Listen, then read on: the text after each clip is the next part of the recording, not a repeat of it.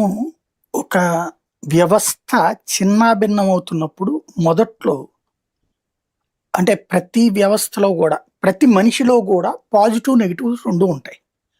నెగెటివ్స్‌ని promote చేస్తూ చుట్టుపక్కల వాళ్ళు సమర్థిస్తే వాడు నెగెటివ్ పర్సన్‌గా తయారవుతాడు. పాజిటివ్స్‌ని సపోర్ట్ చేస్తూ వాడిని ప్రోత్సహిస్తే పాజిటివ్‌గా మారతాడు. మీరు పిల్లలు పెరిగే క్రమంలో పిల్లోడు గబగబా అందరిని దబదబా కొడతన్నాడనుకోండి. భలే కొట్టారు నాన్న ఇంకోటెయ్ అన్నారనుకోండి. వాడు కొట్టడం కరెక్ట్ అనుకుంటాడు వాడు.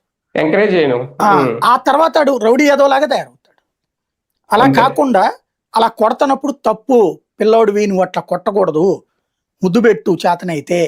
అంతే తప్పించి నాన్న ముద్దిట్లా ఉండాలిరా అన్నారనుకోండి. ఓహో! కొట్టడం తప్పు. అరుస్తున్నాడు పిల్లోడు. భలే అరుస్తున్నారు ఇంకా అరువు అన్నారనుకోండి. వాడు ఇంకా రెచ్చిపోయి పిచ్చి పిచ్చి కేకలేస్తాడు. అలా కాకుండా అట్ట అరవకూడదు నాన్న. ఆకలేస్తే అన్నం అడగాల. ఇట్లాగా ఎక్స్‌ప్లెయిన్ చేశారనుకోండి. వాళ్ళకి బాధ్యతాయుతమైన పిల్లాడిగా పెరుగుతాడు.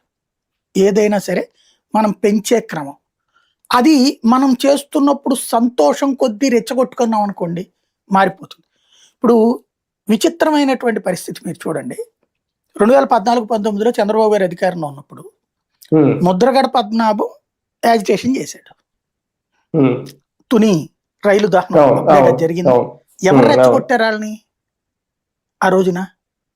ముద్రగడ పద్మనాభం ఈ రోడ్డు